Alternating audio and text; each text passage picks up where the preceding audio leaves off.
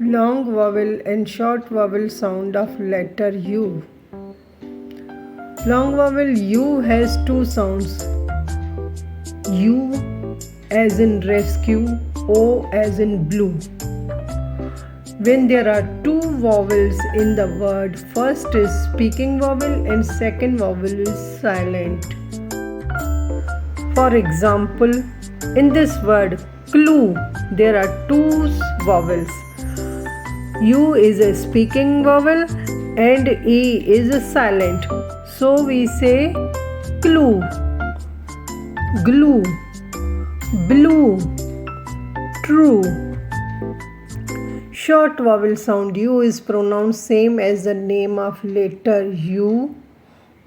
A, cut, cub, tub, us.